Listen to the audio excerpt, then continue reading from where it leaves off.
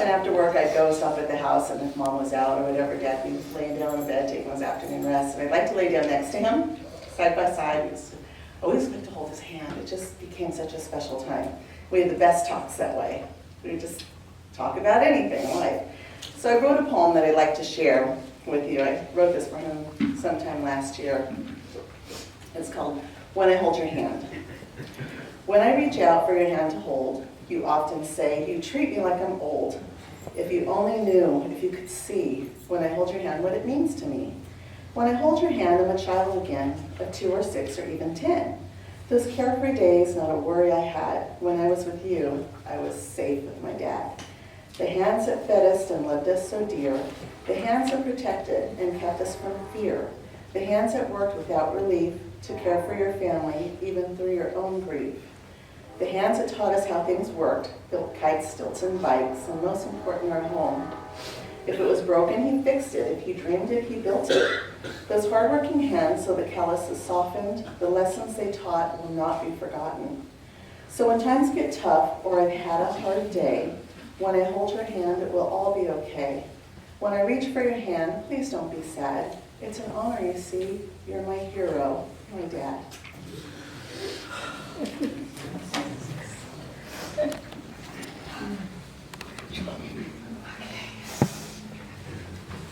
So I could never live up to my sisters. Like, they're always so good.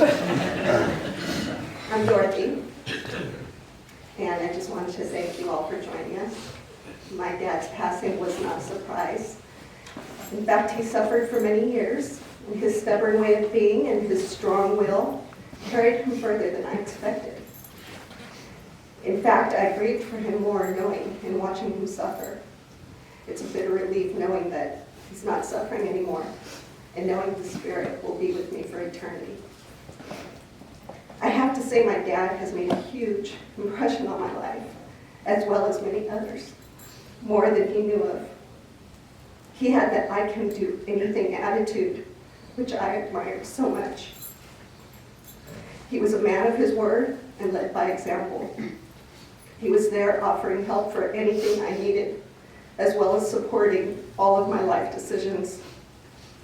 His sense of humor was the best, always joking, and then he also had that look of the squinted eye, and you didn't want to mess with him then. He taught me to go after what I wanted and to stand up for what I believe in, and I consider myself very fortunate to be his daughter and will always remember his loving spirit. I love you, Dad. Together forever.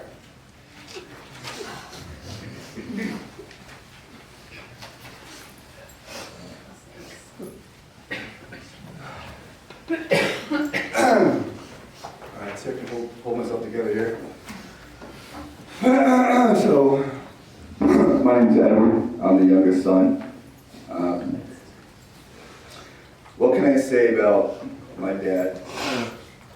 I can say he was a storyteller.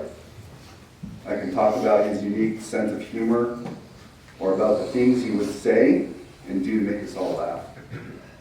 Yes, my father was all these things, but most of all, he was a leader. A man of tenacity, drive, ambition, and fortitude. My father led by example. He never pushed us, he showed us. This is how it's done. He showed me how to love by the way he loved our mother. Every chance he'd get, he would flirt with my mom, and it was beautiful to watch. He showed me how to work with passion and unparalleled work ethic and drive. When I was a small boy, it would be 9 o'clock at night, and one of my favorite things to do was to sneak downstairs and watch my dad work. He was a designer. I learned he didn't just build homes, he designed them. And he did it his way, his vision, and he loved what he did. He showed me how a man should love his family and how a man should love his children. My father never preached, and he rarely preached. But every now and then he did, but only when it was necessary. I will never forget, I was a young man, and things for me were not going so well. A few of my acquaintances had been murdered. I lost my car, I lost my job, I had lost my some friends, and my driver's license was about to be revoked. My dad took me down to the judge, not to the courthouse, but to the judge's office.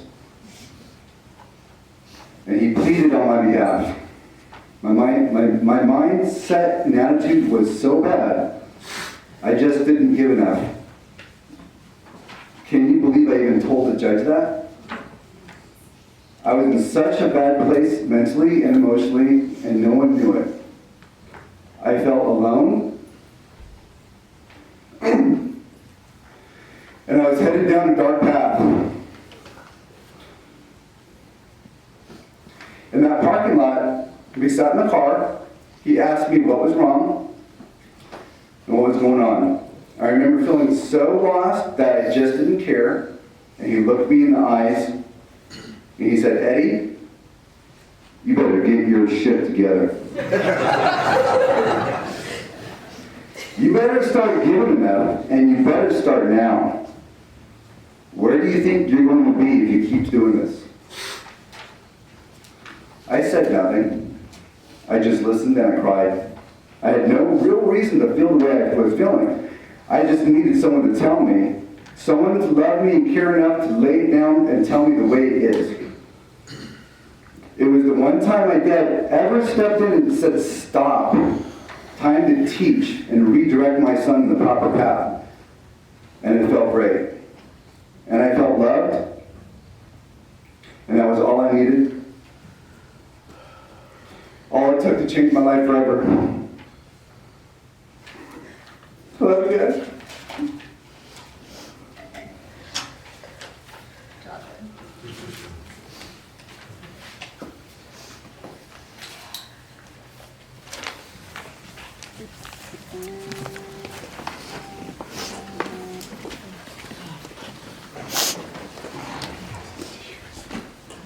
When you hear children talk about their father, there's always that little question, are they really telling the truth? So if you really want the truth, you have to talk to an in-law. And so we're going to hear from a couple of the in-laws. I'm going to invite Dave Morrison and Jeremy Rodriguez, if you two would come forward at this time.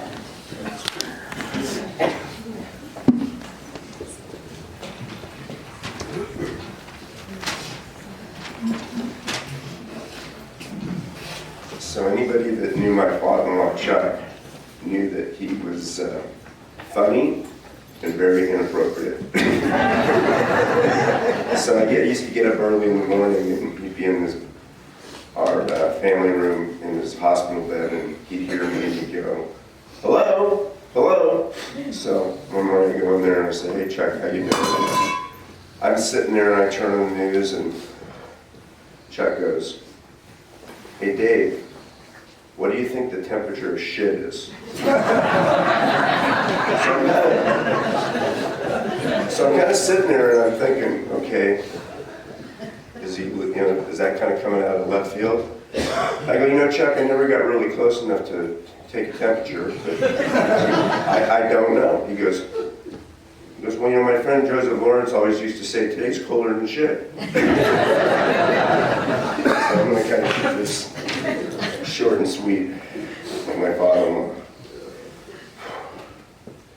I met Chuck in 1979 when I first started to date his daughter Diane, who later became my wife. I remember asking her, "What country is your dad from?" When she replied that he was the United States, I asked, "What about the accent?" I just couldn't place the Hawaiian accent.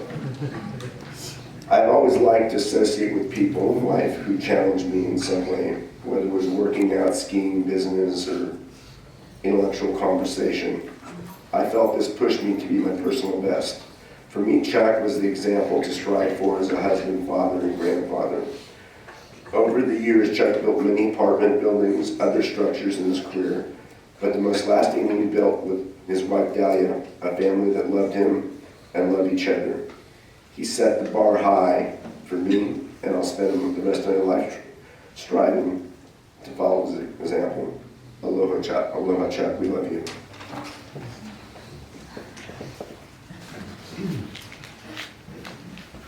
So, 2 quick stories. This is the reason I like Chuck, or love Chuck. First time I met him, he's walking up, I'm going to shake his hand. And I'm thinking, okay, this is kind of a big deal, you know, this is my wife's, this is grandpa. And so I go to shake my hand, and he punches me right in the gut. Basically drops me to my knees. I look at Chris, what did I do? And then he shakes my hand, gives me a hug. Okay. I still don't know why he punched me. Second time I meet Chuck, or sorry, when my dad first meets Chuck, he goes and shakes his hand, pulls him in real close, and he goes, this is about 10 years ago, he was in perfect health at the time, and says, I have 2 weeks to live. And I'm like, oh no, my dad's getting all nervous. I'm like, oh, how do I tell Christy? Like, what's going on? So he goes on to tell us about how much pain he's in, how hard his life is. I don't know how to tell my family nothing. And my dad's just like, oh, how did I get out of here? Like, and so, sort of typical Chuck style, as soon as he knew he had his hook, line, and sinker, he just looks at us, laughs, and instantly I'm like, he got me. Those are my stories. And now we're going to invite some of the grandkids, all of the grandkids. So Christy, Anthony, Courtney, Julia, Kyle, and even Nicholas and Cameron, come on.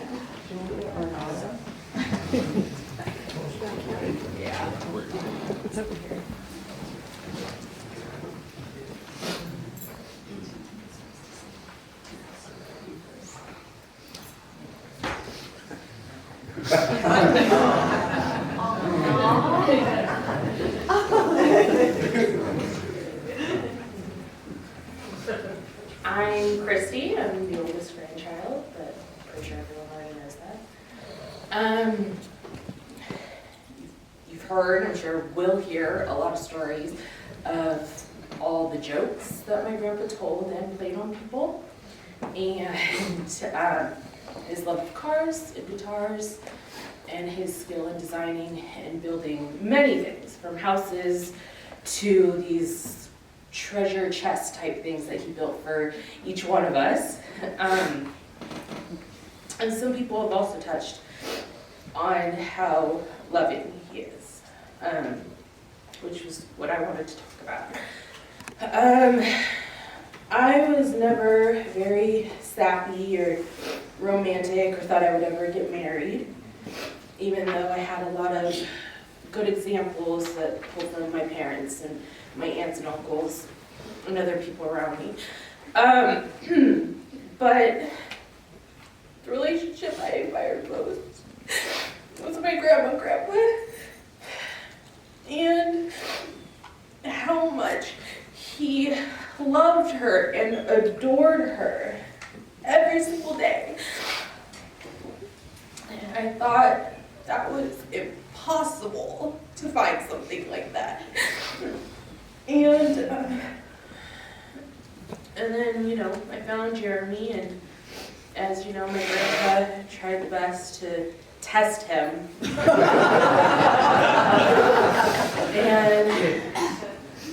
And when I did ask him why he punched Jeremy,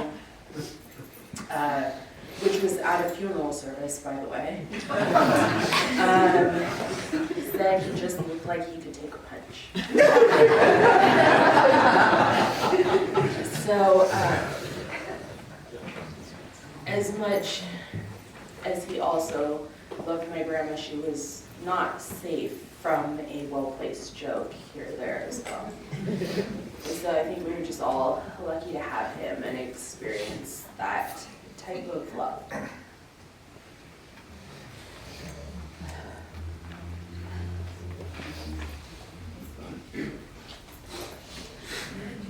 Hello, I'm Courtney, Diane's daughter, Chuck's granddaughter. This disembodied head is my brother, who can't be here today. He's in Kuwait.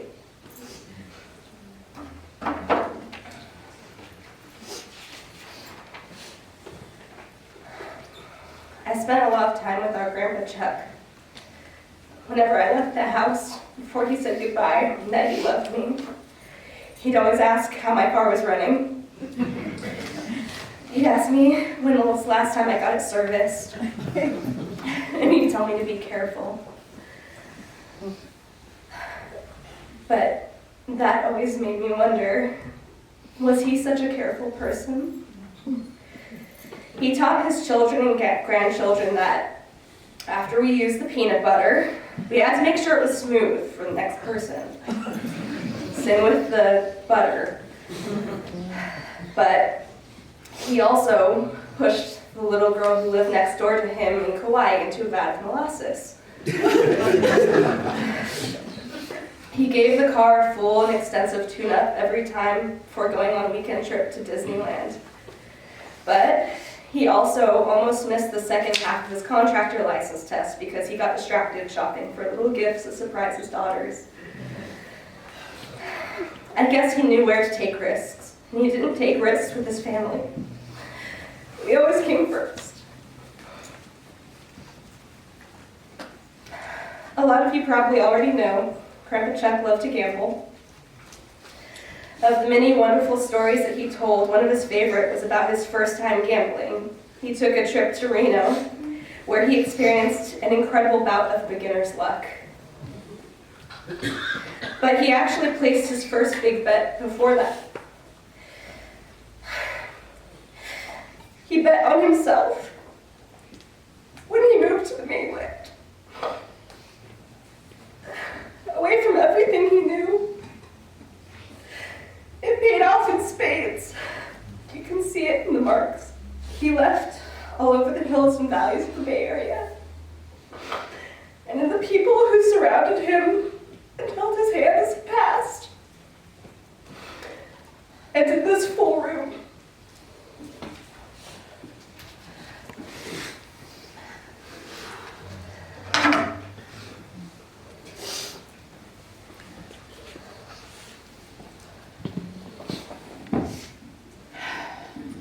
Hi there.